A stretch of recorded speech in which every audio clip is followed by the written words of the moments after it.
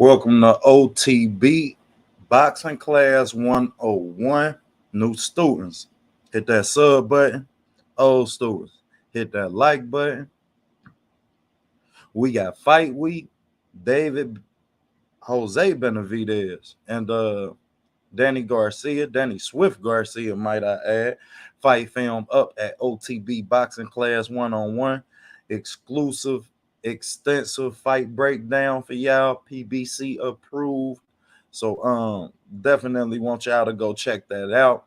We gonna have the likes of none other than Stephen BreadMan Edwards in the building with us. He gonna come on up. We gonna talk some boxing. Man, I'm really excited about this. As we know, Stephen is the trainer. I'm gonna get y'all some pictures of some of his fighters, you understand? We all know he's the trainer of Julian Williams, 27-3. You understand? Unified champion. Also the likes of Kyron Davis, whom we seen in a split draw with Anthony Durrell. Tough fight. Look, they ain't even letting me bring up none of their pictures. Oh well. Zachary Ochoa, whom we seen in a tough fight with Brandon Lee. You understand? But we seen Kyron Davis. We seen him split with Anthony Durrell. Gave Anthony Durrell all he could handle. You understand? When we seen Anthony Durrell, we know, you understand, the tough fight that he gave to David Benavidez. And interesting enough about Kyron is he went and fought David as well. So a lot of respect for Kyron, man. A lot of respect for the talent that he bring. We gonna get into him a little bit too, as I think that he really has something special to offer. You understand, the 154 division, as we noted, both Anthony Durrell and David Benavidez was fighters that was upper in weight class. You understand, and them was technically them was kind of tough fights for Kyron to be taken, man, to be honest. But he definitely made a fan in me, you understand, and definitely displayed the boxing mechanics, you know what I mean, that Philly, Delaware included, you understand, really displayed for us and really brings the sport. So I gotta salute that. Salute my big brother Money Brown TV, man. Hey, man, words can't express the smile put on my face, man, knowing you tapped in for me, big brother, man. I appreciate it. From the first day, goddamn it, you got me a channel, man. I'm about to do my first interview, bro. Y'all definitely made me feel accustomed and let me know that I had something to offer the boxing community. So everybody that don't know, get the Money Brown TV. You dig, man? Definitely one of the best, one of the forefathers, big dog in this shit. You understand? We gonna call a duck. We ain't gonna make it a goose. So if y'all ain't already subscribed, get the Money Brown TV, man. Salute to my guy D-Ray Promotions in the building. Yeah, man, we gonna have the likes of Stephen BreadMan Edwards tapping in with us in a minute, man. We gonna let him get comfortable. He just leaving the gym. You understand? But yeah, we gonna talk about some of the fighters he got. He got a young fighter in that camp by the name of Aaron Peterson. You understand? And I really think that y'all gonna like a lot of the things he got to say about Aaron. You understand? We gonna talk about the thin line between motivating and teaching, yes, as a trainer. And we gonna really get to it, man. We gonna talk some ethics of boxing. We gonna talk some boxing mechanics. You understand? We gonna talk a lot of things. Got my baby in the interview. Salute Tiff, baby, in the building. Salute Pads. You understand? Appreciate you tapping in. Hey, real talk though, man. Real talk, Money, man. I appreciate you, bro. Man, words can't express, man, how y'all making me feel comfortable and really being able to, you know what I mean, separate myself from the environment I was in to being comfortable in a boxing environment and loving the sport enough, being able to talk with y'all about about boxing enough to make me continue to love the sport and to wrap my arms around it. So I'm always be in debt to you, big bro. You ain't gonna never not be big bro to me.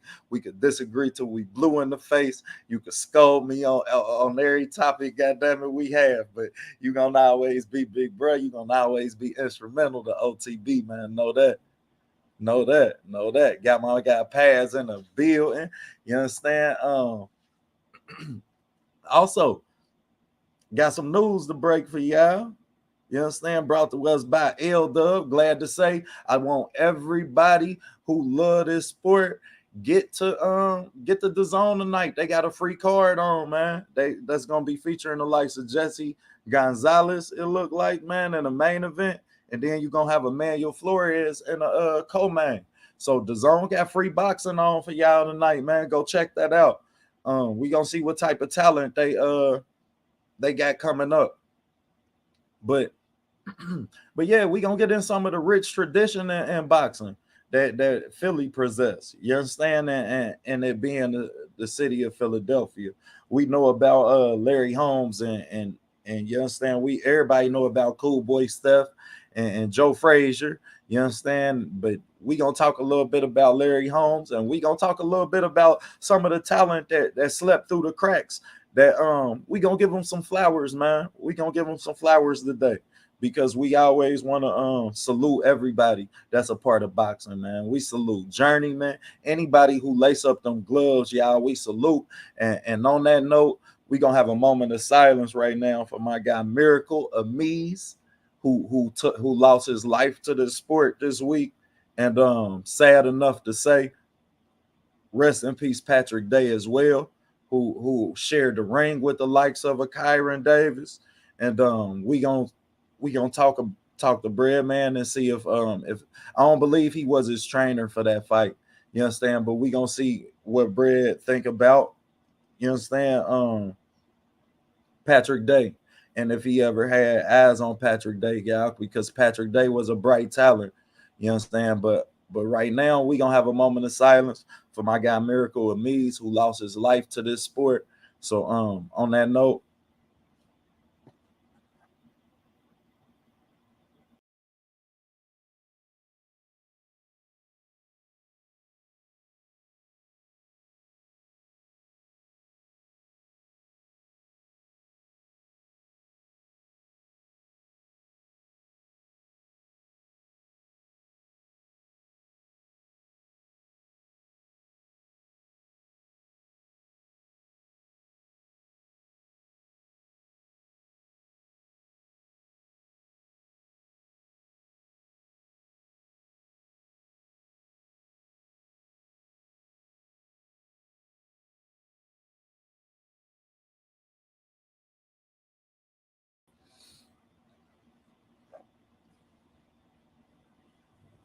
once again, man, rest in peace to Miracle Amise, who unfortunately lost his life to this sport. I apologize for everybody that I became a little passionate speaking about this yesterday, because I'm sorry. I'm just tired of hearing about this in the sport of boxing. We shouldn't never be losing our kids to such a great sport. You understand? Boxing is such a great sport. We really got to be more careful with our protectors that we leave to motivate and to teach within this sport. So we gonna talk to Bread about that a little bit, but that really did sadden my heart, man, because I seen Patrick Day fighting the amateurs, y'all. The kid, you understand, he had some things he needed to work on in the ring, but this was a kid who didn't have to box. You understand? This was a kid who loved this sport enough, and he lost his life to it. You understand? He was smart, like shit. He went to college. You understand? Patrick was like, Patrick could hoop. You understand? So like when I see kids and I see our athletes that lose their life to this sport, which is such an awesome sport. Salute Miss Monica in the building. Appreciate you tapping in with us. We will be having the likes of BreadMan in the building. He just said he wanted to get situated, get comfortable. I told him ain't no rush. We gonna chop it up a little bit till we tap in. But I definitely had a moment of silence for my guy Miracle and me. Salute Southern T in the building. Get well, man. Get your rest, bro. Sit your ass down somewhere. Quit working all the time. I know that's killing you too, because you can't work like you want. And I know how hard you is. You know what I mean? I know how you work, bro. You work around the clock. You work like most niggas hustle. You feel me? And I really need for you to get better, bro, because for us to not have you in this community, bro, is a travesty. You understand? Like the things you bring to this sport, bro. Like man, that shit can't be replaced. The authenticity that you have within your perspective, you understand, which is always supported by the facts, which is something that I always respected about you, T. So it's all love, bro. But I need you to get better, and we need you back. We need Southern T. You dig? Yeah, y'all know I'm on T ass, man. We both street niggas. You dig? We gotta talk to each other in that manner. But when I say the the the salute five and a bill, and I appreciate y'all tapping in. But when I say the discernment that I have with fighters losing their life in this ring, y'all, like man, this can't never be respected. Yeah, you already know. You already know we rock with AI, man. The long way. You dig? The long way, man. That was my guy. Somebody, another person who could do anything. You understand? Some people just had that special characteristic within them where they can do anything. Yeah, the whole TWT in the build. That definitely put a smile on OTB face, man. I appreciate that. Definitely go. I want y'all to chop up some good questions for Bread, man. We gonna make sure, yeah, man, we make him feel at home, but we gonna also make sure we ask the questions that let him know how much we love this sport. You feel me? And that's gonna be instrumental. Also, he has a daughter who run track. So for all you track heads, all you track stars in the building, you dig? We definitely gonna touch some. We definitely gonna touch on some of the similarities and staying ready in track, as well as Ohio. Do you remember Gerald McClellan versus Nigel Benn, bro? That fight destroyed McClellan's life. Yes, it did. And the pressure that Nigel Benn put on him, as well as the punches that Nigel Benn took. I made a comment before on everything boxing about Conor Benn where I said he wasn't shit and his daddy wasn't shit. But I came home and I had a message from Buster, which is my pops. You feel me? My pops from Little Rock, Arkansas, by way of Memphis, South Memphis. So he wasn't on that shit. You feel me? He ain't like that shit. He definitely checked me and made me watch Nigel Benn and made me watch the Gerald McClellan fight, as well as the Nigel Benn Chris Eubanks part 1 and 2. So I'm definitely a fan of Nigel Benn. I understand what he brought to the sport. However, at a time when American boxers dominated, he never took the fight over here that would have allowed us to really respect him. When he did fight Gerald McClellan, that was after Julian Jackson. You understand? That was on the later end of Gerald McClellan. So, yeah, I mean, I definitely respect that. That's a fight that if y'all wanna figure out why y'all love, he say he got J-Rock questions. He say J-Rock was supposed to be on Danny Garcia card. He say they couldn't find him an opponent. He definitely told me that yesterday. So yeah, definitely. Hey, me too, bro. I want to know if J-Rock is still in a financial mind state. You understand? Because as much as we respect boxers who put themselves in positions outside the ring to be successful, we want to make sure that we at all times want boxers to make sure that they have their mind and their heart into the sport of boxing. Because like I told y'all, we just lost a kid to boxing. You understand? And I don't never want to see nobody lose their life to this sport, y'all. This too great a fucking sport for anybody to love it enough to where it's worth your life. Ain't nothing you love worth your life. You understand? You could give everything you got. You could give everything you got in a day. You understand? You could give every hour in a day to something, but ain't nothing worth losing your life over, man. Life is precious. You understand? Whatever God you serve, it took him amount of time to build this world, and they give us 9 months to preserve and create life. You understand? Without the exception of the months that we have to create it itself. You understand? In the physical act, but yeah, definitely South Memphis in the bill. Until I told you, boy, my granny, hey, boy, them Flemings and Floyds down that month. Well, I love some South Memphis, boy. Best barbecue in the country. Man, South Memphis got barbecue at the gas station. That's better than probably the barbecue y'all cooking in the back of your in your backyard. Yeah, that is T, man. Whenever anybody lose their life, man, this ain't, you understand? I don't feel like nothing is worth losing your life over. Why boxing don't have headgear for boxers like football and baseball? Because as you know, baseball players don't wear that shit when they in the field. And boxers, after you become an amateur, then you're in the sport of prize fighting. You understand? And as much as these are just two of the many fighters that lost their life to this sport, if y'all ever want to see something that's humbling, look at how many people lost their life to this sport of boxing. You understand? But it's such a great sport. Don't let that never deter you from it. People lost their life playing football when football was first invented. You understand? So don't get it twisted. Okay, so he trying to get in. It ain't set up yet. Let me send him another link.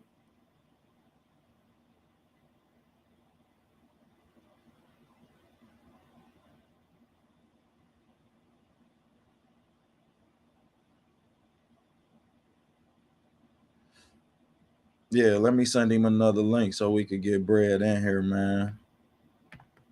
Real talk, man. People lose their life. People lost their life on a basketball court. You understand? We watch baseball players hit balls at over 90 to 100 miles an hour.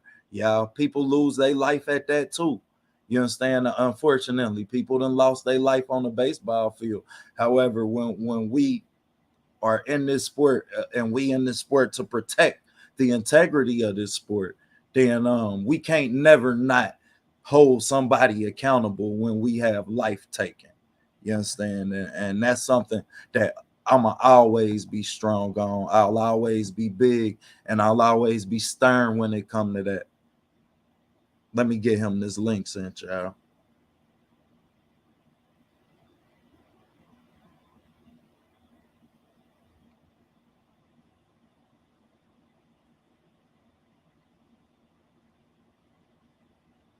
That's just ridiculous. And we have to be more harder on those who we protect with this sport, being the trainers who are meant to talk and teach and motivate, you understand, and protect the integrity of it as well. But your job first as a trainer is to protect the fighter.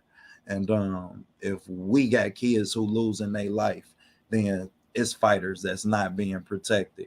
We just seen a Gabe Flores fight a fight where he just looked ill prepared, where he said out his own mouth, I was hit and my salute, salute. If y'all ain't got no ranches, let me know so I can make sure everybody that got one, you understand, is well deserving, you understand, and make sure y'all get y'all ranches. But yeah, man, I definitely ain't big on that, man. This is too great a sport. And we protect, like I said, like I was saying about Gabe Flores.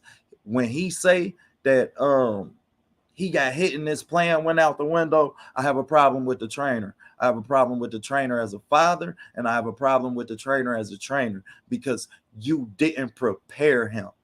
It's your job to prepare him. You understand? So I have a problem with that, and I will be holding people. Oh, okay, T. My bad. Get you ranched up now, big bro. But I got a problem when we don't prepare our fighters for things that they gonna see in the ring. Yeah, I mean, and as a trainer, that's your job to put him in the best position to be successful. You understand, as well as to always protect him. You understand, you are a protector, you are a teacher, you are a motivator. amongst other things. So when I say out my mouth that I'm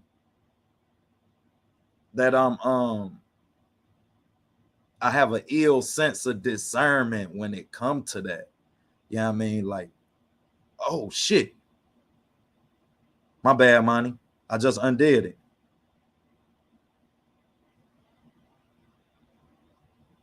There we go. You should have a wrench now, money. My bad, y'all. I'm just now learning this shit.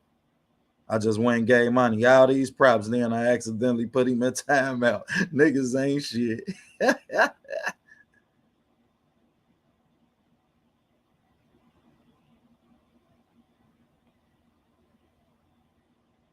Okay, I'm about to send it to your email. There we go. There we go.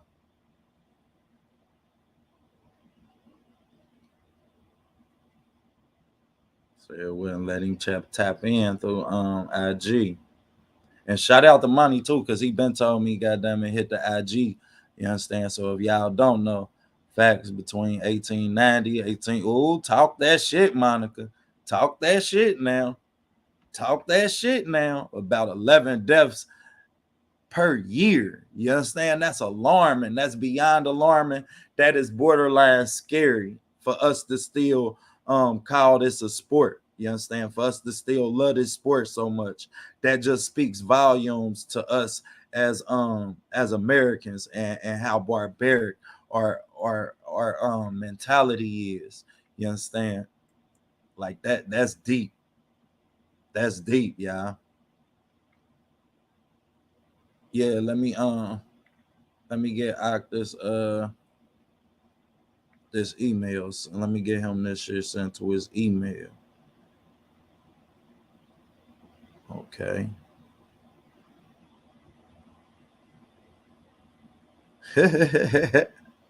Okay then.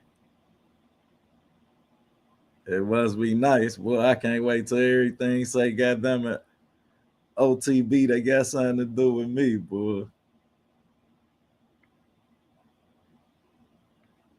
Damn, BreadMan still got the hot mail. Goddamn.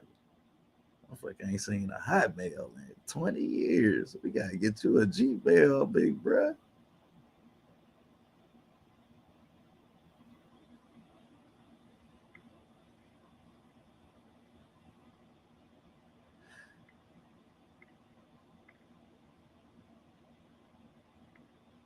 Okay. Okay, we goddamn it. We should be getting tapped in soon. And my co-host might be jumping on from my Friday show, Ohio Runs Boxing. You understand? As well as I'm gonna tap everybody in. You best believe.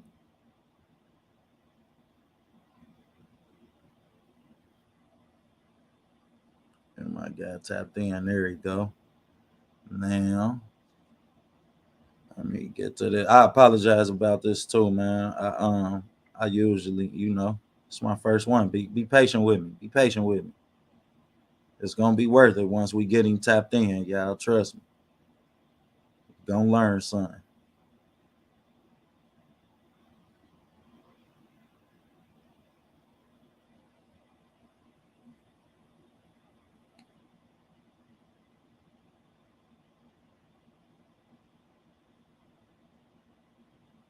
I don't know how to link my IG with my thing, man. Fad just showed me how to give out ranches, yeah. They told y'all they brought me from somewhere. Be patient with me. They said they brought me from somewhere. Be patient with me.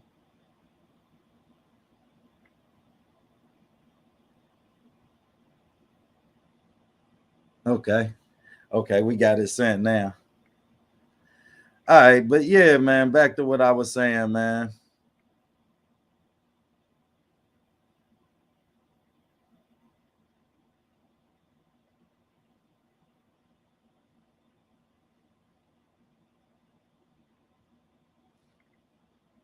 But yeah, man, back to what I was saying, man. This sport is it's too great a sport for us to be losing.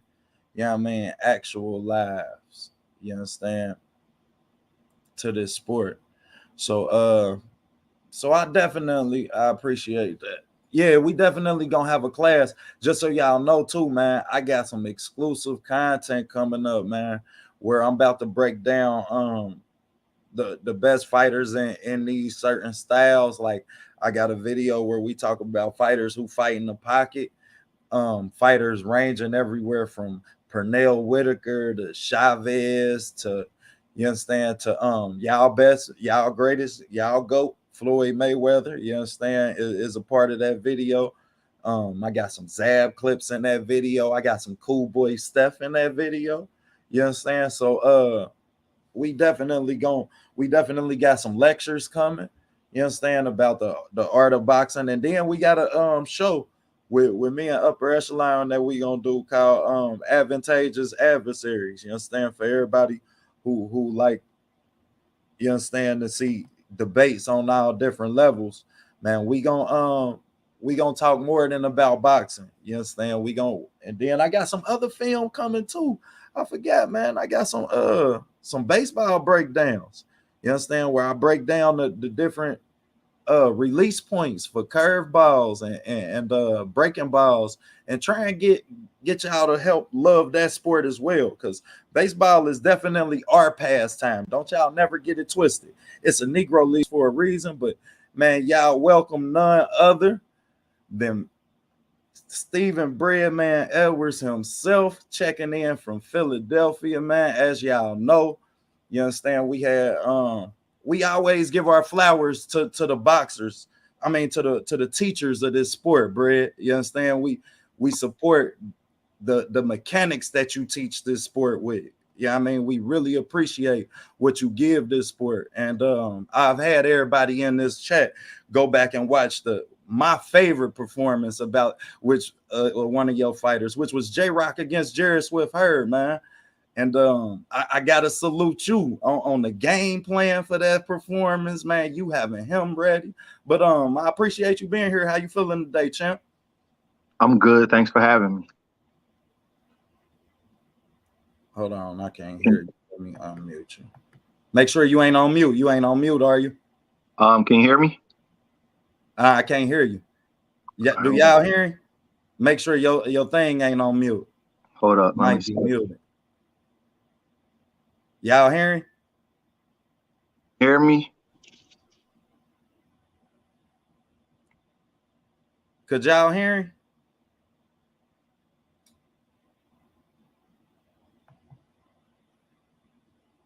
Oh, okay. Damn. Come on back, Bread. They can hear you. There you go. Can y'all hear me? Big bro. You good now. They say they can hear you. They can hear me? Yeah. Okay, Hold cool. on. Let me leave and come back because I can't hear you.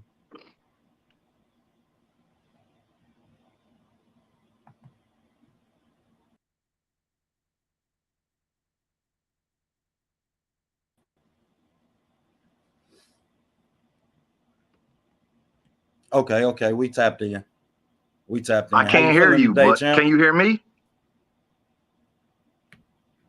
Can you hear me?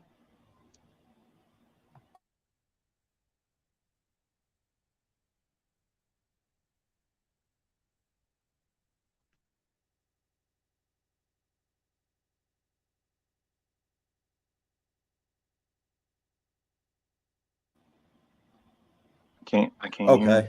Okay. I hear you now. Now I got you tapped in. All right. You can hear me Now I good? got you tapped in. Okay. I hear you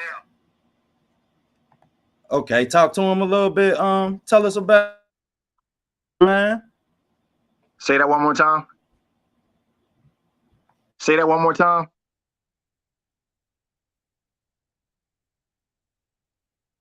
I can't hear you.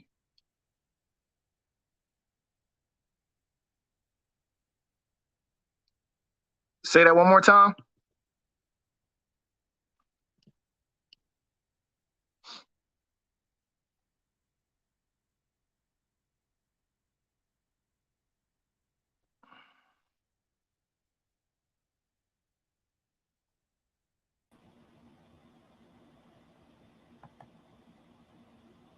Can you hear me? Yeah, I got you now. I got you now, big homie. My bad. I had to leave and come back. I apologize about that. All right, cool. You hear me good? Yeah, you good. You on point. All right, cool. All right. First of all, we appreciate your time, man. Definitely appreciate your time. Thanks for having me. No problem, no problem. But tell us about how you fell in love with this sport, man. I used to like boxing when I was like a kid, and just kind of like more recreationally. And then I always been a big fight fan. And I played basketball in high school, and I hurt my knee, and I still so after I graduated, I was like still like just wanting stuff to do, man. And I just started going to the gym when I was in college, boxing, and just like just having fun with it. I never really like thought like try to be professional or anything. It was just like kind of like a hobby that I had. Right, And then right. start working, got out in the real world and stuff like that. And then you know about 12 years ago, Julian Williams asked me to come on to his team, and then it kind of just took a life of his own, and the rest is history. That's awesome, man. Definitely, I'm definitely glad that you soaked your 2 feet into the sport, man. Talk to us a little bit about the thin line between motivating and teaching. Which one of those do you like best out of being a trainer? You have to have a happy balance with both. So as Nazem Richardson used to say in the gym all the time, he used to say, "Man, sometimes during a boxing match, a fight break out." So you got to be able to motivate a guy. You also got to be able to teach him. And I'm gonna add to that: motivation runs out. You know what I mean? Sometimes a guy can want something and be like, he wants to be a champion. He wants to make $1 million. He wants to buy his mom a house. And then after you get that, then your motivation runs out. The most important thing a fighter can have is discipline. And that's doing what you don't feel like doing or you don't want to do, and you do it like you love it. And you do it every day on cue, just like you love it. And you really don't have a lot of reasons to be doing it just because you just know you have to do it. So discipline is much more important than motivation, because I've seen guys be motivated, and then as soon as they get what they want, they lose it because they're not motivated anymore. But the disciplined fighter, doesn't matter if he has $10 million or $10,000, he just does what he has to do just because he has to do it. He don't really have like every reason in the world. He just does it. You know what I'm saying? That's the special fighter. Like guys say stuff like, well, Floyd Mayweather, he trains like he don't have no money. No, he trains because he's disciplined. That's why he trained. He trained because he's disciplined. It's not the money. He just do it because he know that's what he needs to do to be successful. You know what I mean? So it's a little difference, man. I see these guys and they all want to be champs and they all want to hear and the new, and then they lose everything after they get that. You know what I mean? So discipline, like me, I'm in the gym every day, not because I have to be. I'm just there. Sometimes I don't feel like it. Sometimes my back hurt. It's a long drive. Sometimes, I got 2 kids. I'm active in their life. Sometimes I want to just chill with my kids, but I'm in the gym because I gotta be there. And matter of fact, while we speaking to your kids, salute to what's their names, bro? My daughter's name is Ava. I call her Sugar Ray, and my son's name is Andres. His nickname is Bud. They're 10 and 11. My daughter's the oldest. 10 and 11. That's awesome, man. Salute to Ava and Andres. Talk to me a little bit about Ava. She's in the track, right? Yeah, we leave for Greensboro, North Carolina in 2 days. They're both in the Junior Olympics, but track is her main sport. My son plays basketball and football. Awesome. Talk to me about what it's like watching her get ready for a meet, man. Are you as nervous as she is? You know what, man? It can be a little bit nerve-wracking, but the thing is that she puts the work in. So, and when you work like that, it kind of takes away a little bit of the anxiety. But it's kind of like a fight. You get a little bit charged up. But she's really talented. So more times She than not, is, you man. know, I gotta say that. I'll be watching her meets. I'm like, oh, he got him one there, boy. That yeah, takeoff she got is special. man, she can beat all my fighters running, man. She can run. She She can run run. with the fighters. I mean, you know what, man? I don't even want them. Time is time. You know, like Right. the clock is the clock. I don't even want her running with them because it'll embarrass them, man. You know, but I know their Trying to keep times their and I know her confidence time. high. Yeah, it'll mess them their confidence up. But I know her times and I know theirs. I know she faster than they are now.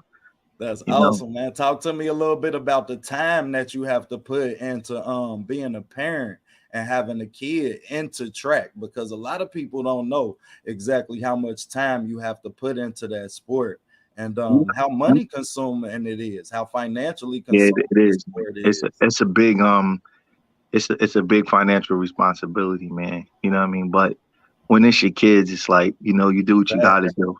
But it is like when you go to the Junior Olympics, the hotel rooms is about $150 a night. And then if they make it to the finals, you got a hotel Dang. room for 8 days. You know what I mean? Dang. So it's you know, it is Yeah, time so that consuming, but is that's what's I gotta salute you as a parent, bro, for having two kids that's both junior Olympians. You understand? Both Cincinnati just had 10 junior Olympian champions in boxing. So mm-hmm, mm-hmm. I have to congratulate you, and I congratulated each one of those parents and support systems, and I have to congratulate the support system of both of your kids as well. As we know, you in the gym a lot, so we want to get some flowers out to that whole support system that I make sure appreciate they that. make it to practice, the trainers, the Yep. you Mm. understand, everybody that do what you can't do as a father, man. So we definitely I appreciate definitely that. appreciate that, man. I appreciate that. Nah, that's solid. Tell them come on and watch the show so they can get they just do. But talk to us a little bit about some of the fighters in your camp. Um, well, obviously I have Julian Williams. He was supposed to fight July 30th on the Danny Garcia card, but they couldn't find an opponent. And I So have do you have any possible opponents that y'all might be looking at presently? it's just like a little off TV fight just to kind of get them back going again, and then we look for something big at the beginning of next year. So I have him. I have Kyron Davis. I'm sure you're familiar with him. I Oh have yeah. Zachary Ochoa out of Brooklyn. I have a kid named Romel Cuco Cruz. He's 7-0. He fights at 122 pounds out of Philadelphia. I have a kid named Iran JYD Peterson. He's 1-0. He's a middleweight. And I have Caleb Plant. So we did add Caleb Plant to the stable. Yeah. So those are my guys. I don't even got no room for nobody else, man. My days is Well, long. man, I, congrats. I, Hey, I that's a really hell of a don't. lineup, coach. That's Yeah. you got a nice lineup there. Yeah, it's good. It's good. So Talk to me about some things we want to bring to Caleb Plant's game plan, because just so you know, I was big on you being as far as Caleb Plant being a gym that he go and see, you being a trainer, he go and see, when I found out the gym hunt, because we know about your mechanics inside the pocket. You know what I mean? As you teach it like none other. You understand? So talk to us a little bit about what you want to bring out of Caleb Plant and what we can see different in Caleb Plant. well, the thing is, right, when you got a fighter, you don't want to change them too much because when you change them, when you teach stuff to a fighter, right, like Teach. it's hard for me to say, I want you to go out there and fight on the inside like J-Rock. It don't work that way. Teach. You know what I'm saying? It doesn't work that way. What you do is you practice things over and over again, and then what happens is one day they just get it. A lot of the moves that people seen Julian Williams use, those is moves I taught him years and years ago. I didn't go into a fight and say, pull a guy's guard down or bump him with your shoulder or cross over from your left to your right. I don't say none of that stuff. You Right. you you drill it, you drill it, you drill it, and then one day he sees it and then he does it. So I don't want to change Caleb. He is what he is. What I do want to do is expose him to other things. So when guys get in certain places with him, he be able to handle himself. You know what I mean? I don't want to make him Awesome. an inside fighter. I don't want to make him Awesome. like Julian or Kyron or anything like that. I just want him to be himself. But when guys do certain things to him, now he'll have an answer for it. And he can fight. You know, he can fight. I got a lot to work with him. He works really hard. He's a professional. That's the number one thing. He's a professional. Talk to us about how important that is. It's really important, man. You come to the gym, guys don't have headgear, they don't have the gloves, they don't have this, they don't have that, they don't eat the right way, they don't have recovery shakes. Caleb got all of that. You know, he walk in the gym, everything is perfect. He got his rope, he got his gloves, he got everything. I don't have to say, man, where's your stuff at? He got all that on time. He's like, Coach, I got to go get a massage. He's a professional. Works really hard, gives 100 miles an hour. That's all I ask for, man. You know what I mean? The wins and the losses, they're going to be what they're going to be. You know, we live in this little warped sense of reality where you think the guy ain't going to take an L. If you fight enough tough fights and you can't handpick every opponent, you're going to take an L. You know what I mean? It's part of the game. You know, so he's a disciplined kid. I knew him for a long time. He was with PBC a little bit after us. And, you know, you fighting on the same undercards and stuff like that. And we, you know, we always had a good relationship. I didn't say much about him picking me as a coach because I didn't know he was going to pick me. You know, he was interviewing a lot of guys and working out with a lot of guys, you know, great trainers, you know. So me and him had chemistry. I went out to Vegas. He came out to Philly, came back the second time. And, you know, he kind of decided to go with me. And I'm just going to build off of what he is. You know, it's hard to change a guy this late in the game, but you can do specific things. You can add to their conditioning.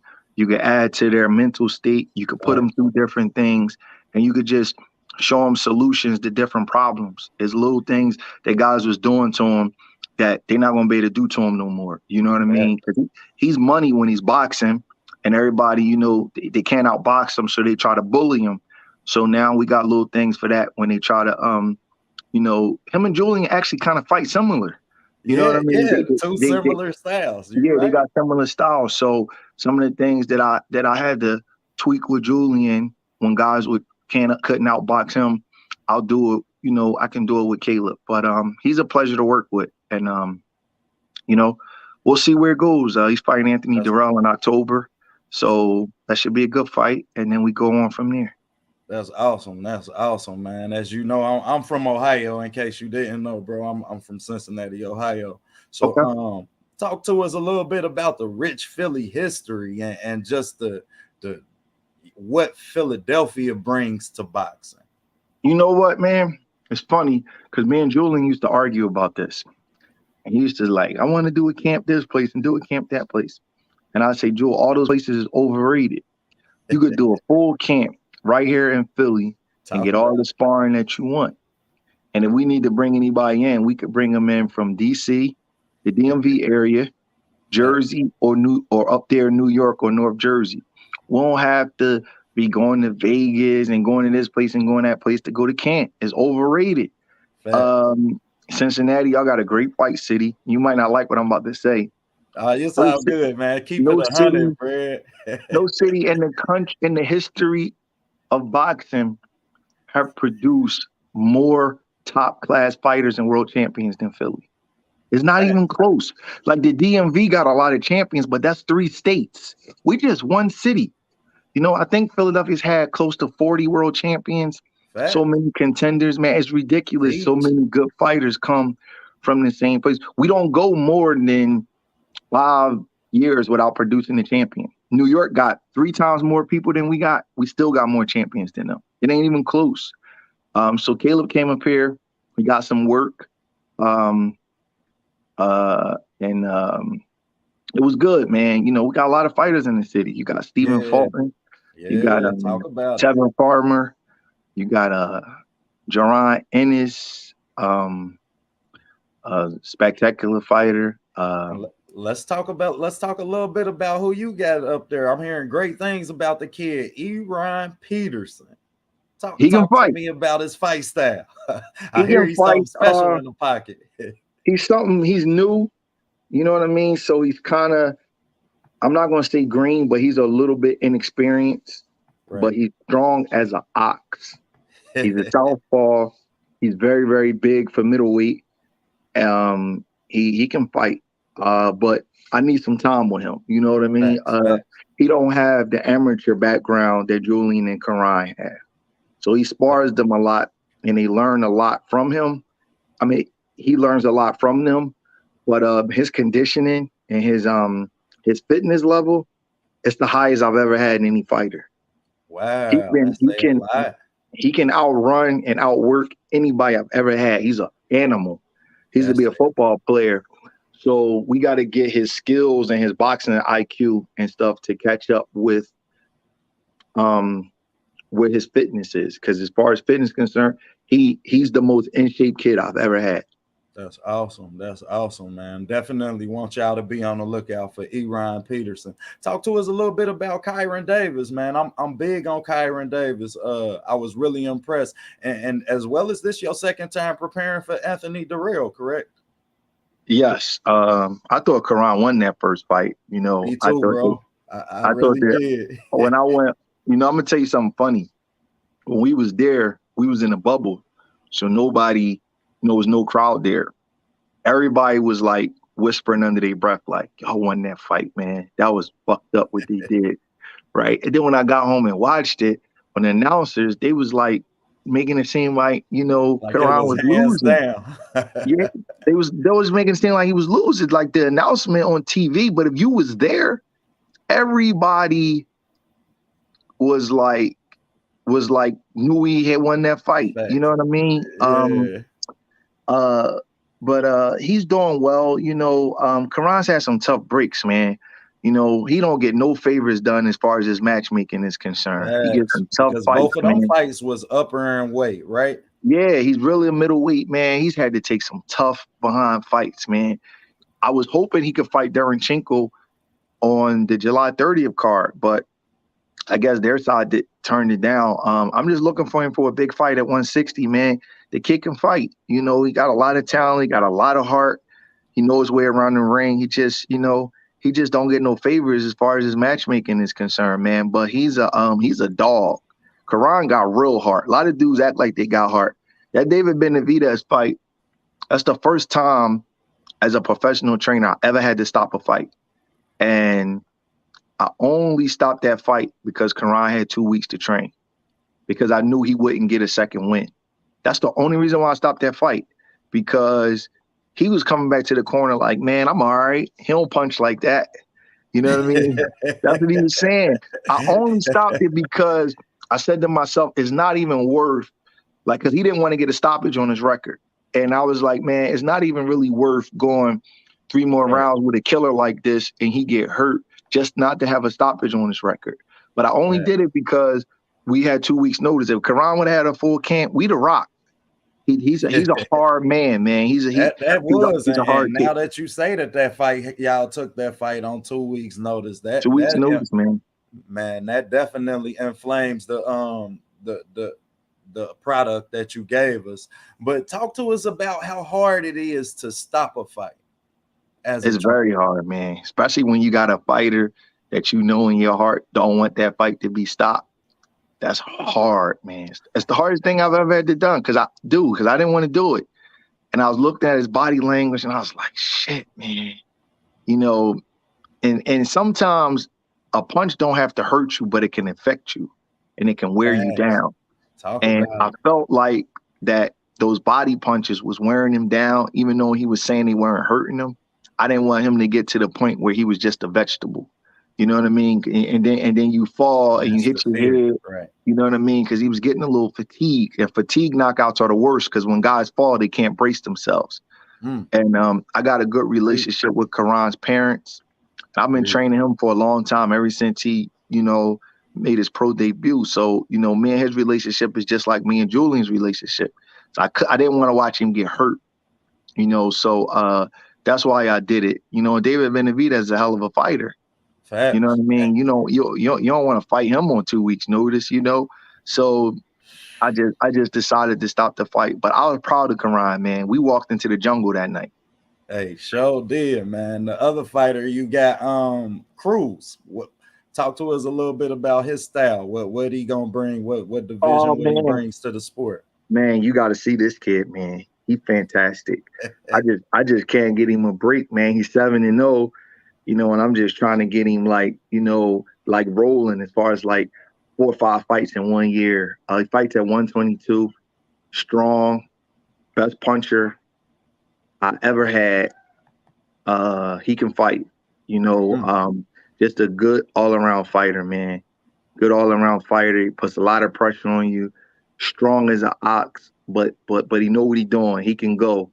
Um, I don't even know who he reminds you of. Maybe a little bit of Eric Morales. But he can Interesting. fight. He can fight, Uh, man. He's you know, I said that Iran Peterson was the most conditioned fighter I've ever had. Romeo Cruz is the easiest fighter I ever had to train. He don't talk. oh, When he walk in the gym, all he say is yes, okay, that's it. Get down to work. He tell them don't, how great it is to coach a kid like that. man, man. Some of the kids I got, man, they talk a lot. This kid, I swear to God, brother, this is no lie. I'm a stickler for not wasting my time. So if I tell kid to be in the gym 11 o'clock, I don't want you walking in the gym at 11:15 and then taking 20 minutes to get dressed and another 20 minutes to warm up. That's 12 o'clock before we get to work. You know what I'm Uh, saying? So with Romel Cruz, we call him Cuco. Um, he walk in the gym, he dressed in 5 minutes, he warming up, he ready to go. Don't say a word to nobody. He's the most pleasurable kid to train you ever want. He works 100 miles an hour all the time. He's very, very humble, but he a cold killer. And he never awesome. complains. He don't complain about nothing. Never talk back. You know what I mean? People don't know, man. The product that y'all see in the ring it takes so much time to get to that in the gym, hour after hour in the gym, man, and your Yes. character reveals. Teach. You don't want no Teach. guy that's always complaining and having something to complain about. You don't want all of that. You know what I mean? Teach. The kid barely asks for water in the gym. He just works. He's a dog, man. You know what I mean? He's a pleasure to train, man. He really is. Training him can spoil you once you get around other guys because it's just Facts. work with him. It's the easy. I've never had a bad workout with him because there is no friction. There is no him not wanting to try something that you teach him to do. Now he's not the best natural talent that I've had, but as far as training him, he's the easiest guy to train because he gives you no confrontation. There's no adversarial relationship with him. Awesome, man. That's dope. So everybody make sure y'all watch out for Romeo Cruz, man. I'm telling you, the kids, Romuel Cuco Cruz. Cuco Cruz. Yes, Y'all his next make fight sure. should be September 23rd here in Philadelphia. September 23rd in Philly. Mhm. Okay, then. So now I got a question for you. When you take a fighter, would you rather take a fighter that's high in talent or that's high in discipline? Discipline. If I got a disciplined kid that's tough, I can do something with him. I don't need the best talent. I don't. Talk I don't about it. need the best talent because a disciplined kid will do what you ask him to do, and he's going to do it to the best of his ability. That's all you can ask for, man. Talent is from God. That's what He Teach, gave you. We teach, can't control that. You know what I mean? You can't control that. That's what the teach, man upstairs give you. Some guys is more talented than others. Give me a guy with discipline in this right here, and I teach, could work. I could work with him. I'll work with him, and I'll make something out of him. He might not be Pernell Whitaker, Roy Jones. He might not be the very best, teach. but he's going to be competent, and we'll have a solid career. And Awesome. and and you're gonna get everything you want out of him.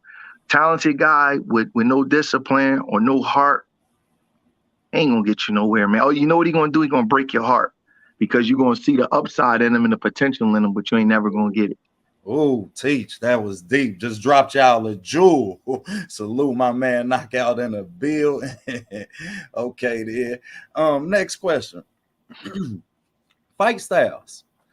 What fight style do you prefer? We see a lot of your fighters really vary. Yeah, I mean, a lot of them good in the pocket, great head movement, feet. What fight style do you prefer to teach? Do you prefer to teach in the pocket? Do you prefer to teach controlling the line? Talk to us a little bit about how you digest the fight style and what you prefer to teach. You know what, man? That's a great question because I think my two best performances as a pro trainer was Kyron boxing Anthony Durrell on the outside and Julian Williams fighting Jarrett Hurd on the inside. So I'm the kind of guy that I tell every fighter, sometimes you got to get it any way you can. Fact. And both of those game plans, everybody around me was against them. Like with Kyron, they were saying, he got to put pressure on Anthony. I'm like, no, he don't. He punched too hard. Kyron is too small.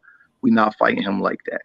Fact. So after I watched some tape, I knew that he couldn't put pressure on Anthony. And that's Kyron's kind of natural style to kind of like walk you down like DC and Cincinnati fighters do, right? Uh-huh. So I was like, no, we're not fighting him like that.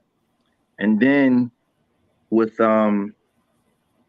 Julian and Jarrett Hurd, Julian is a natural boxer puncher. But Jarrett Hurd comes in such a way where if you try to move away from him, it's gonna be like a snowball. He's gonna keep getting bigger, bigger, bigger.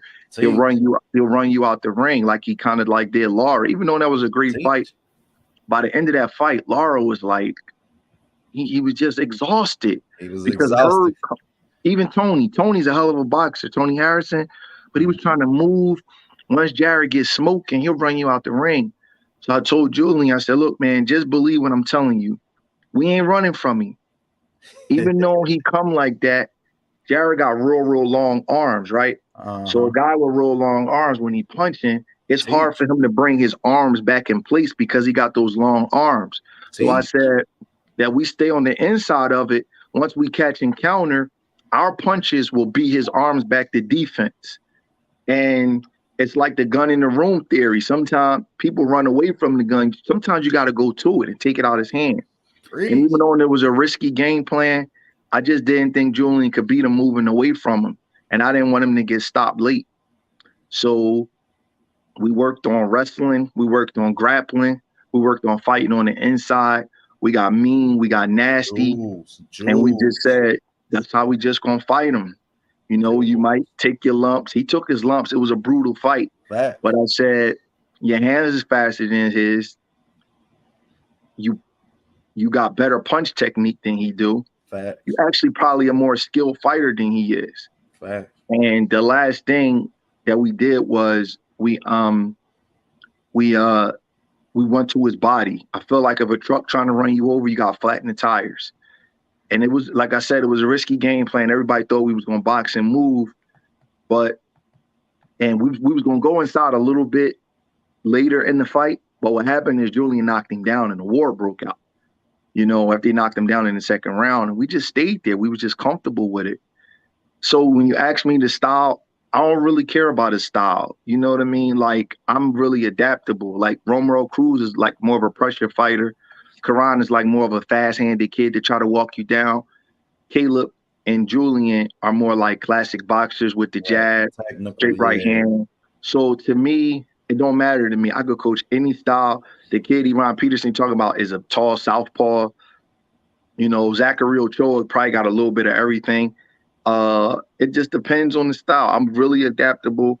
And the only thing I can say is that I want a fighter that's open-minded.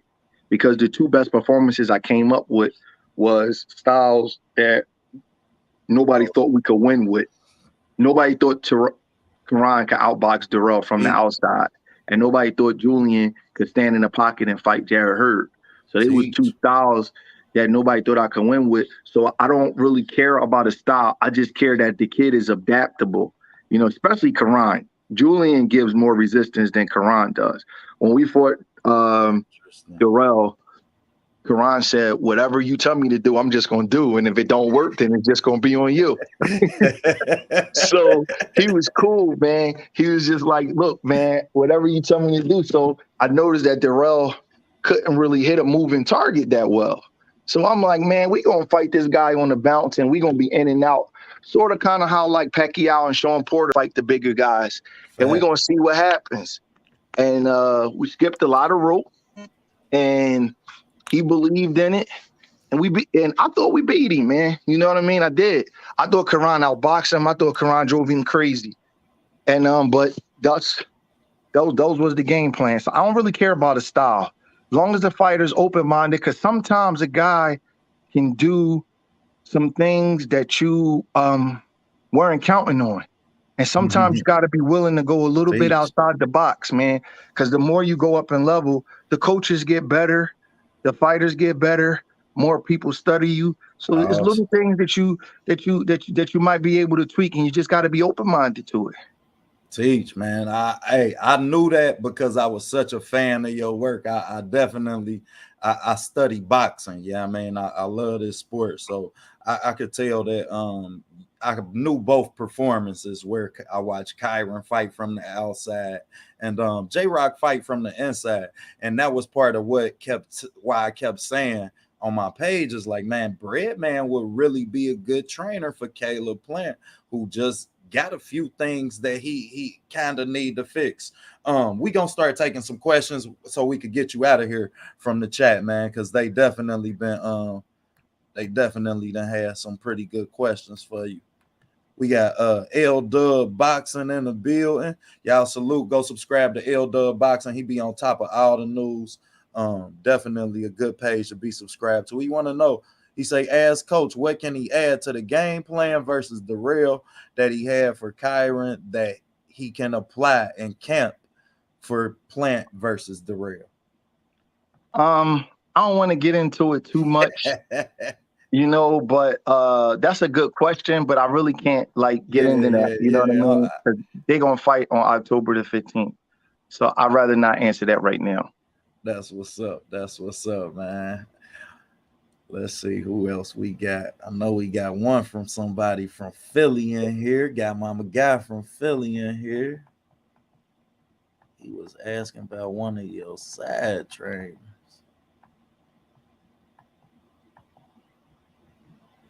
There go Crush. Hey, my screen keep jumping on me. I apologize about this, y'all.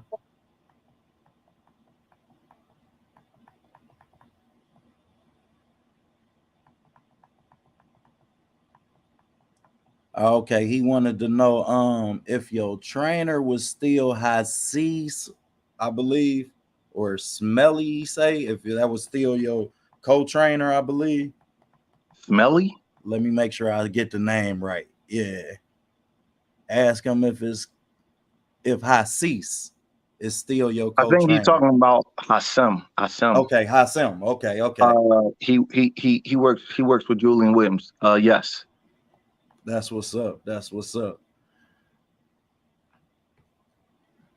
Okay, who you got on the Spence Crawford fight? You know what, man? Can y'all ask me after I see how they look in camps and stuff? It's a close fight. You know, the way Earl looked last fight, to me, it kind of closed it up a little bit. You know what I mean? Before I had Bud probably having the edge. I was super impressed with the way Earl looked in that last fight. He was rolling downhill, man. That was like the way he looked against Peterson and Algieri. He put a hurting on Ugas, you know, and Ugas got a good trainer in Salas. So you know, they was ready for that fight. So Earl really impressed me that last fight. So I kind of, you know, I just want to just get a little bit more time to look at him because it's so close. Sometimes, man, it come down to what guy having their best night that night. Okay, there.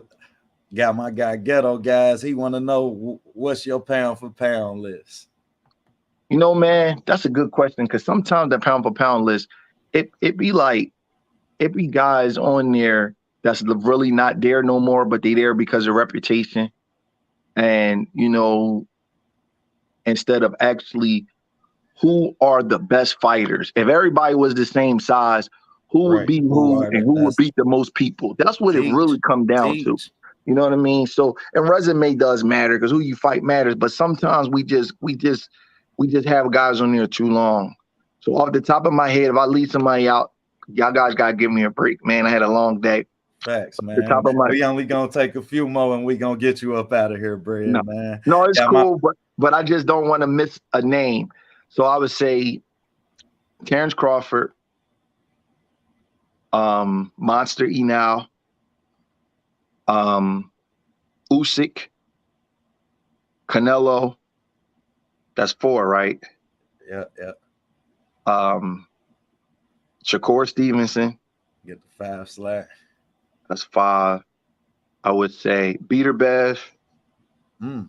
That's 6. I would say Javante Davis. That's 7. I would say I got 3 more spots.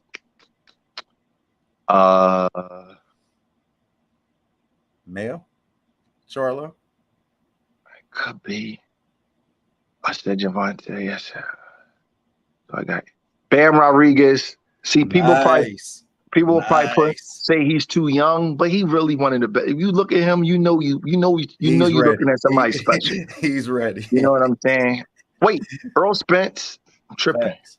Earl Spence. I don't think he's 9. I think he's higher than that, but I just forgot. Yeah. We don't got to go in numerical order. Yeah.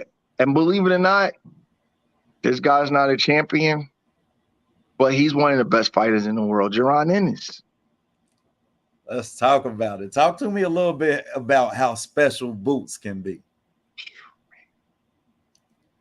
Man, he got a chance to win titles from 47 to 60. Ooh. People always ask me, do I favor him over Spence and Crawford, right? And I always say, no, I'm not saying he can beat him, but I am saying that I wouldn't pick against him. That's how good he is. I can remember the first time I hired him for camp. I hired him for one of J-Rock's camps in 2014. It was during Ramadan. And he was like 17. And we were sparring at night because it was on Ramadan. And I was like, God damn. The kid was so good back then. It was like only thing he wasn't back then was he wasn't like real strong. Right. So they could kind of put him up against the ropes and stuff. But I was like, wow, this kid is amazing. Right. And he's a humble kid. Like, he would even, like, when I would try to pay him, be like, don't worry about paying me, man. I just want to get better. Julian's a great fighter. I like working with him. That's awesome, y'all. Y'all don't understand what that means. I would pay him anyway. Right. I'm like, man, you better take this money, man. You worth it all. He's a phenomenal fighter. He got a good IQ. He got big heart. He's very, very competitive. He got great conditioning. He's really dedicated. Anytime you go down his dad's gym, he's in there. If he's not training for a fight, he's hitting the pads with the kids. The only weakness that he might have is that he's so infatuated with his offense that you make a clipping in between shots because he's like sadistic. He's trying to hurt you. Yeah. And fighters like that, they can get, I'm not saying he will get clipped, but they can get clipped, like Tommy Hearns. Fighters like that, you can hit them. Like Aaron Pryor from your home to Aaron Pryor, you can knock Aaron Pryor down because when you're a killer like that, you putting yourself on the line. Right. So that's the only thing that I look at him and I say, like a fight with him and Bud would be dangerous for Boots because Bud know how to throw those shots in between your shots, and he might hit Boots with something he don't see. Fact. But other than that, man, he's a phenomenal fighter. Awesome. We might be looking at the best fighter in the world, but you just haven't had a chance to prove it. Facts. I do believe that you could be right about that. That's how good he is. At a time when we just lost a fighter in the ring, you understand? We just had a fighter lose their life. Who? Miracle Amis, a fighter from Nigeria, lost his life during the sparring session. 5 days ago today. So talk to us a little bit about the thin line that you have as a trainer. Yeah, I mean, engaging when you breaking. Yeah, I mean, do you break your fighters during camp? What do you mean by break? Like if somebody about to get stopped? Yeah, to ensure that they, we seeing fight. Like I seen a trainer send a guy in there with one of the Mason brothers, you understand? And we all knew that he wasn't ready, but just within the emotions and what was going on in the gym, his trainer sent him out there and he got embarrassed. So as a trainer, I just want to know, give us some mind state as far as, I mean, how you go about fixing deficiencies while still building confidence. Well, in the gym, it is the gym.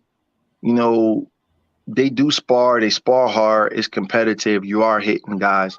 But there's an unwritten rule that, like, if you knock a guy down or out with one shot, that's just part of the game. But if you hurt a guy and you wobble him and he's out on his feet, there's an unwritten rule, and then you hold up. I've never had it happen to one of my guys. No, let me take it back. I did have one guy get clipped in sparring. One fighter out of all the fighters I've had got clipped before. But for the most part, my guys are the ones that's doing the clipping. Julian threw his fight on July 30th. So he was kind of peaking last week. He stopped the guy last week. Right. And what I did was I went over, I held it up.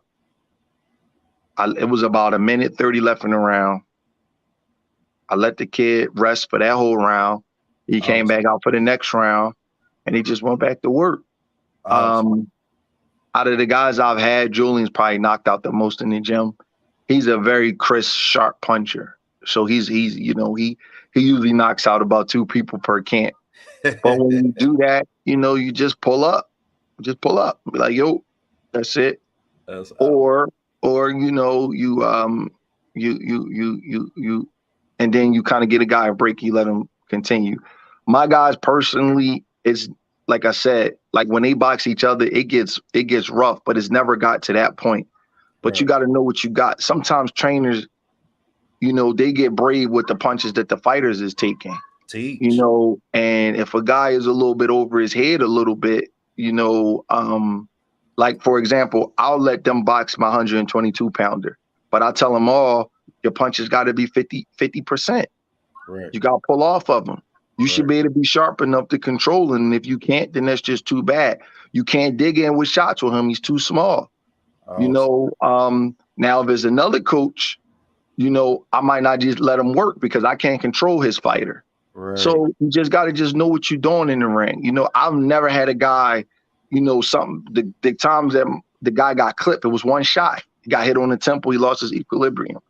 Other than that, it's never happened to me in thousands of sparring sessions.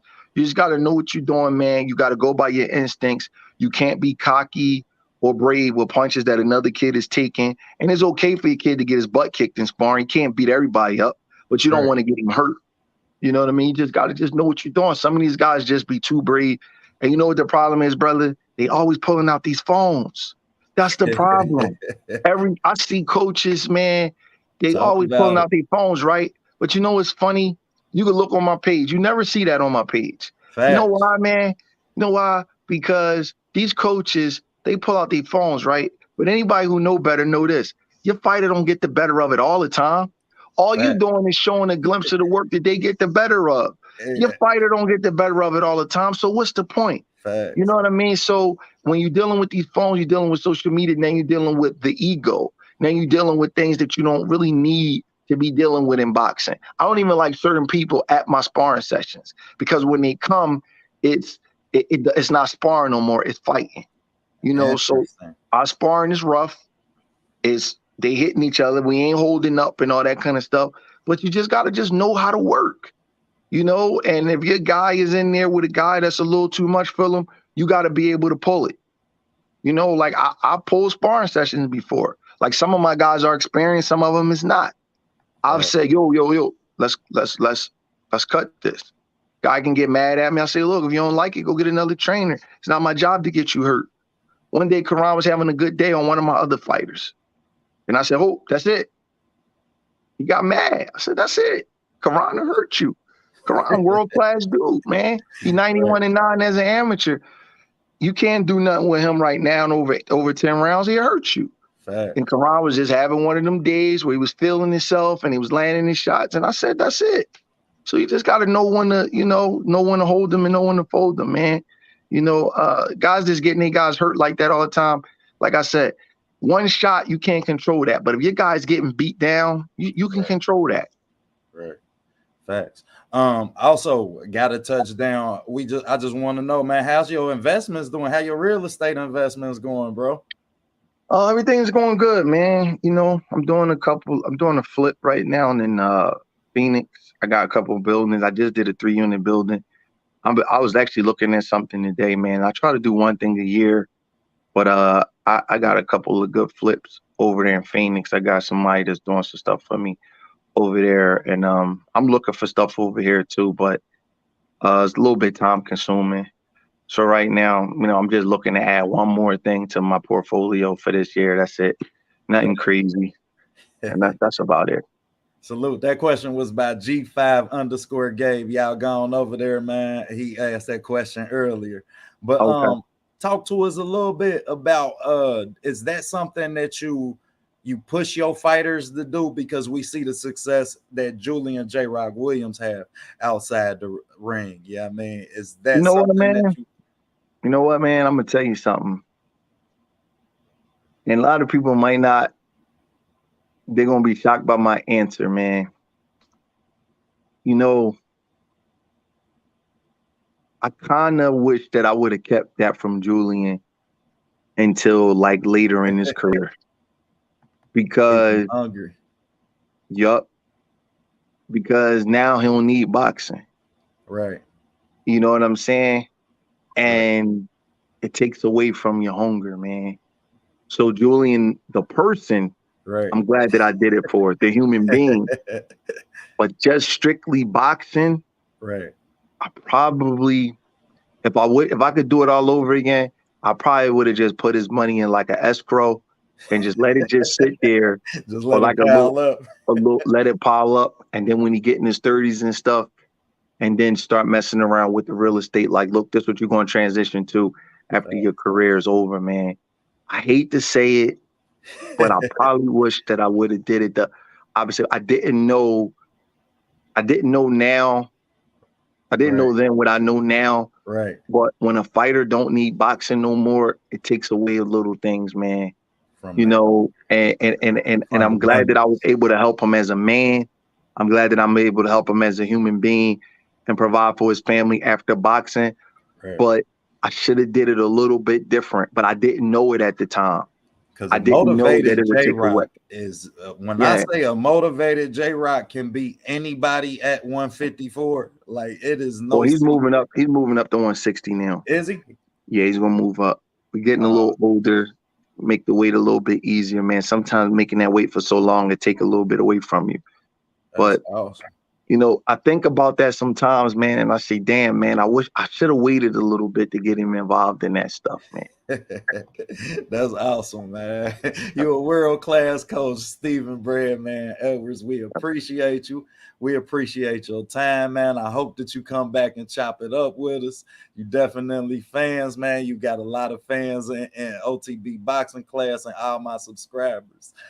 We gonna make sure we keep an eye out for your boxers, man, as well as we'll be reaching out to give them a platform and a release. Make sure the people in the public are aware of them. You understand? As well as the mechanics that you teaching and what you bring into the sport, bro. We gonna make sure you get your flowers while you here. Make sure we put a crown on you while we around you. You dig? So we appreciate that. You as a coach, as a trainer, as a mentor. You understand? Because just within this interview, you didn't drop countless jewels about how you there for your fighters outside of boxing.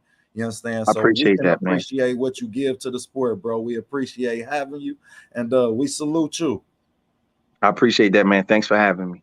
Appreciate you coming, bro. Yep.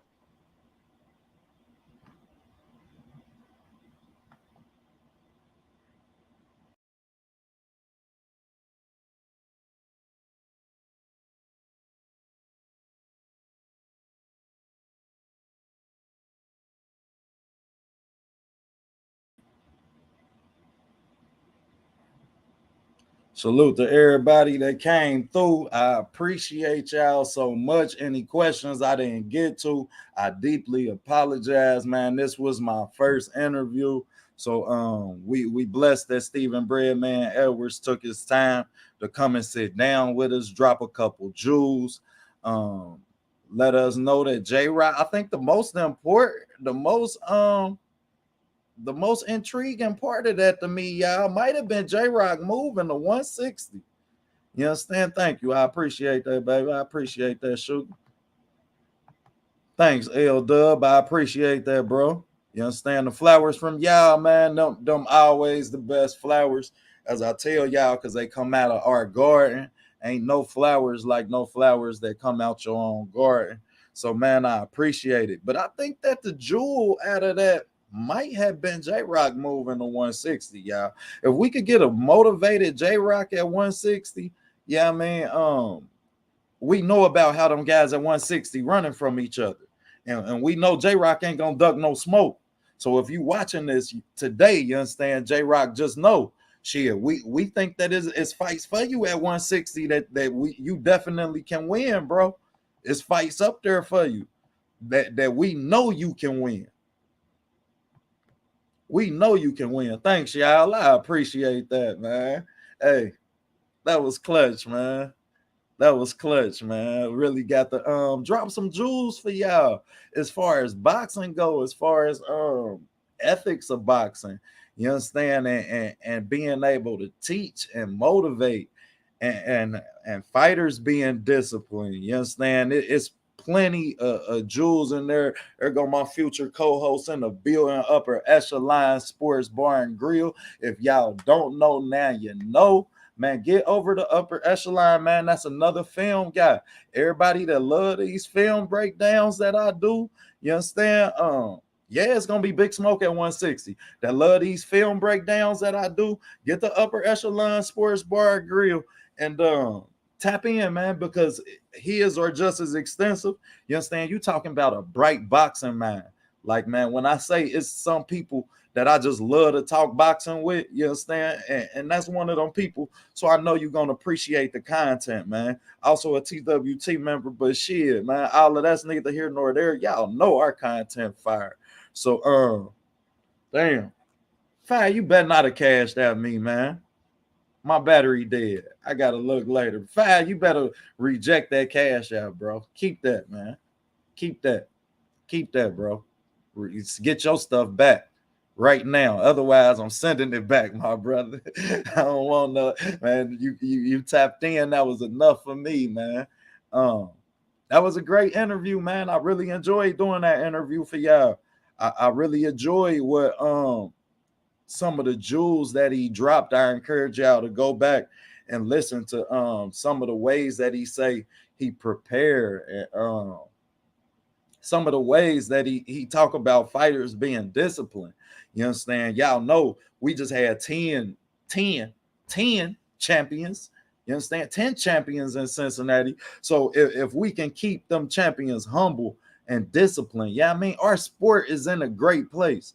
And as barbaric a sport as this is, you know what I mean? It ain't none like it. Ain't no other sport you can look across the ring and say, God damn it, this crowd going crazy for me to whoop your ass. Period. This is the only sport in the world. So you understand? Don't get me wrong. MMA is somewhat along that sort, but even MMA resort back to the ethics of boxing, watching shoulders, feet placement. You understand? These are all ethics of combat resort to the ethics of boxing. That's what make our sport so great. Shit, y'all tripping. We ain't gonna never, man. We gotta protect this sport. It's our job and our duty. Shit, we got to. Content quality. I appreciate that.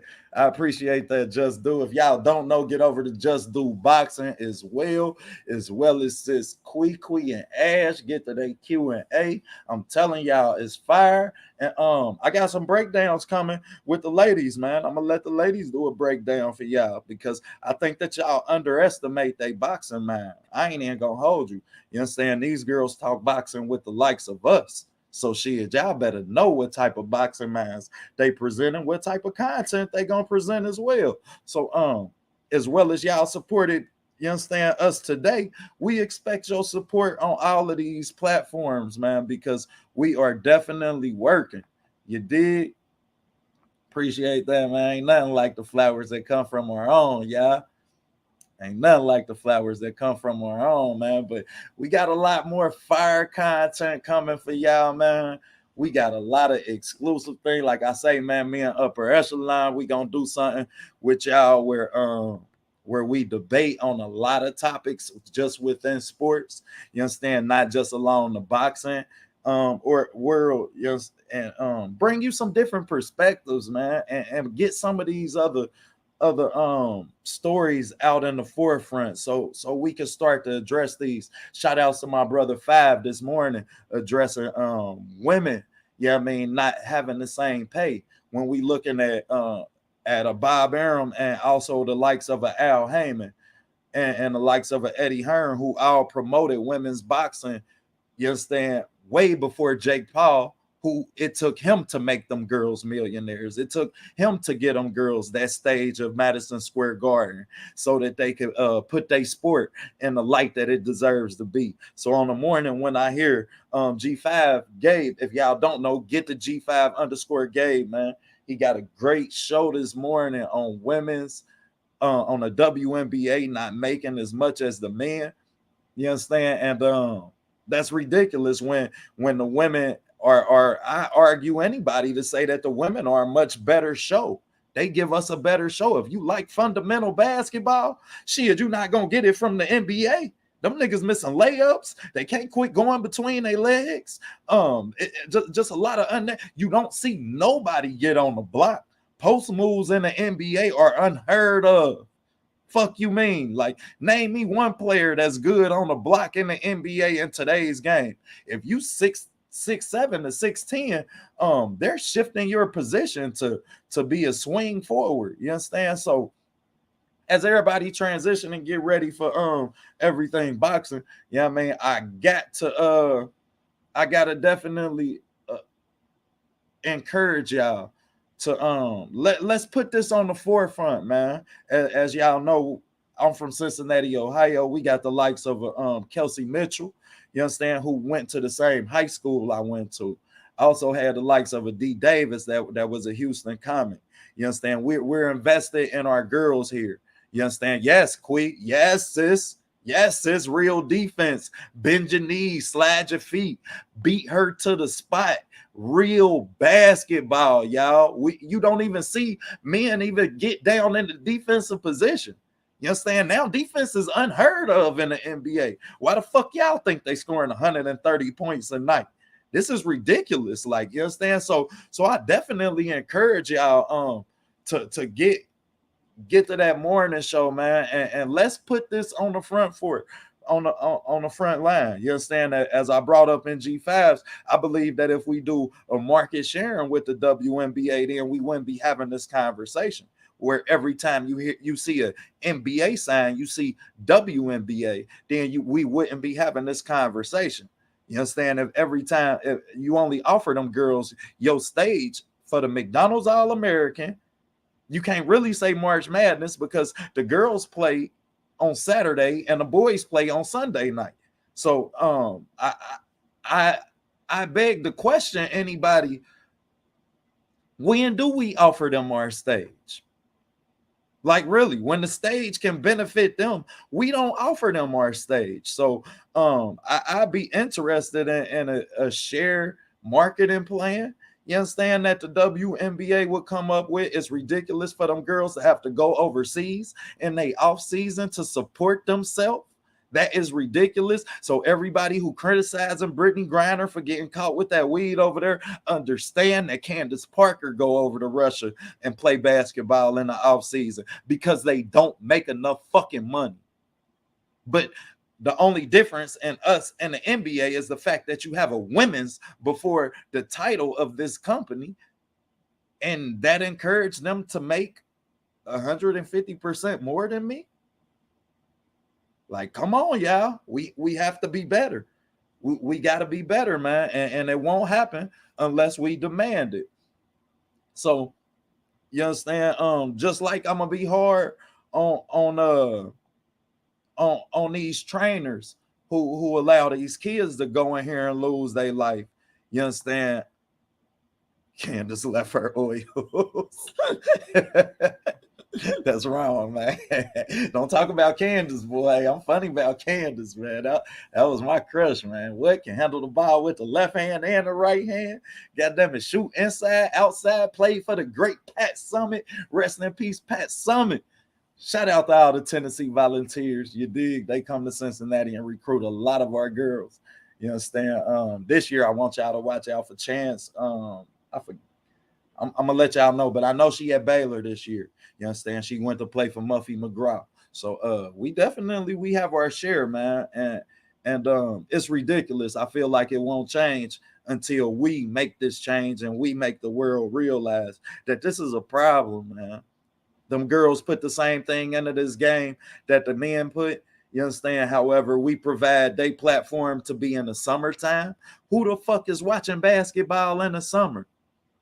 And then we ask little girls to do this shit. You understand? Shout out to my guy, Dub Right Side in the building. I appreciate you being here. If y'all don't know, get the Dub Right Side, man. This is somebody who is very near and dear to OTB boxing class, man. Not only is he one of my Macon brothers, one of my Macon family. Y'all know how my mom and them from Macon, man.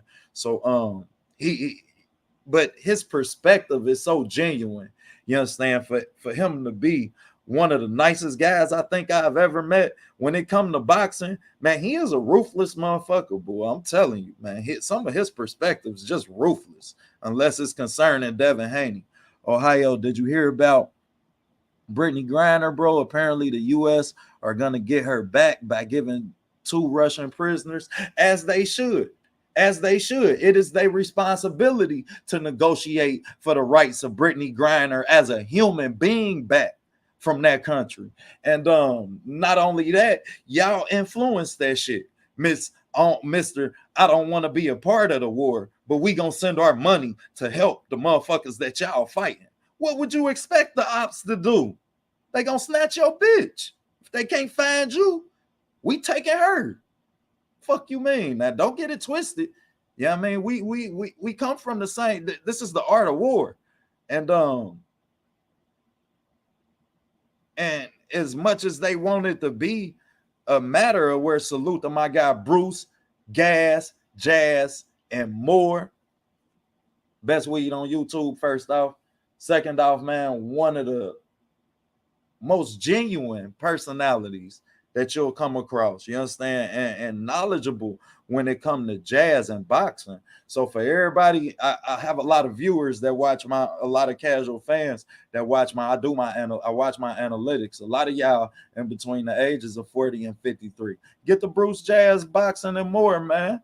Real talk. Bruce Gas boxing, jazz, and more. Let me make sure I say that right. But I just feel like it was the United States' responsibility to negotiate the rights of Brittany Griner back, especially when her livelihood don't provide her a financial means to make sure that she holds the status that her name provides. You understand? Listen to what I'm saying. Her profession don't provide the financial means for her to financially provide for the status that she hold, being she's a WNBA player. I have things, you understand? I shouldn't have to worry about my bills. I shouldn't have to worry about whether my mama house property taxes is gonna get paid. I shouldn't have to work, and I shouldn't have to go over to Russia to play in a fucking foreign league, you understand, to make sure that these things can happen. So yes, it's their responsibility, it's our responsibility to make sure that the future girls who coming up and dedicating their life to basketball don't have to worry about that. So with that being said, we gonna close out. I know everybody getting ready for everything boxing. Yeah, I definitely do too, man. I don't think it had nothing to do with the weed, man. I really don't, man. I think that was just a matter of the art of war. And we all know about the art of war. You understand? If the friend of my enemy is my friend. You did? Once you show me that you the ops, then everybody that's associated with you is the ops. Now we'll get to connecting dots and drawing lines together and treat this shit like the streets. You did? But for everybody that tuned in, man, I appreciate y'all so much, man. This show could not make it. OTB boxing class could not make it without y'all. We did have the likes of Stephen BreadMan Edwards, one of the best teachers of mechanics in the boxing world, y'all. Man, when you if y'all don't know how great he is, go back and watch the Julian Williams and Jared Swift Hurd fight. This is a fight that I lean on, and that's one of the fights that you can almost show people who not fans of the sport. You understand? That's what me and Upper Echelon gonna start doing. We gonna start doing fights that make you love this sport. You understand? And we gonna start breaking them down and breaking down inside, outside the ring. You know what I mean? What made these fights great? What made them iconic? You understand? So, man, be looking forward. Hit the bell notification. I appreciate everybody that's in the chat. I appreciate every like, sub. I appreciate the hate too. And I appreciate every student that's enrolled in OTB Boxing Class 1-on-1, man. We appreciate every content creator that was a part of motivating us to be able to know that there's a place for us within this sport. We appreciate every network that reached out, because the network, you understand, was like, y'all, when I say for a network to approve your work, man, like that spoke volumes, y'all. And for Keon to open his platform enough for me to feel comfortable enough for me to, yeah, I mean, embrace the culture, embrace the environment, and walk away from the streets, y'all. Like, man, it ain't a price that you can put on that, man. That's real love. So, man, like, I can't say enough. You know what I mean? I'll forever be in debt to y'all. You understand? I'll forever be in debt to y'all, man. Y'all definitely helped me change my life and help me get back to loving this sport, because I really had lost I really had lost the drive. You understand? I lost the drive for this shit. And like he say, sometimes you obtain certain things and you lose your drive. A lot of us gym shoes, guys, we out and bought a pair of shoes, put them on one time and never put them on a goddamn game. You understand? So for those in this community that pushed me to pick that pair of shoes back up and to pick up that pair of gloves, man, I'm gonna forever be in debt. I'm gratefully appreciative, and I value each and every one of y'all, man. On that note, I'm gonna close out. I'm out. Y'all get to everything boxing if it is a show. If not, one of my TWT brothers will be on. Monty Brown will be on tonight. Monty Brown TV. If y'all don't know, he will be on tonight. We got Knockout Boxing 86 TV prediction show tonight. We got Ricky Williams fighting ratings tonight. Man, if you're a boxing fan, goddammit, you got to be excited about this schedule as I am. Goddammit, I'm ready to go back in for another hour now, man. Yeah, we all family around here, man. We all family. So yeah, I mean, I appreciate y'all, not with a grain of salt, but a barrel. You dig? And on that note, I appreciate every student. Man, anybody I couldn't get their ranches to today, you will have them on the next show. Man, new students, subscribe on your way in. Old students, hit the like button. Man, we had our first interview at OTB Boxing Class. Thanks, y'all could be a part of it. Yeah, we all we got. Too great a sport not to love it, y'all. Too great a sport.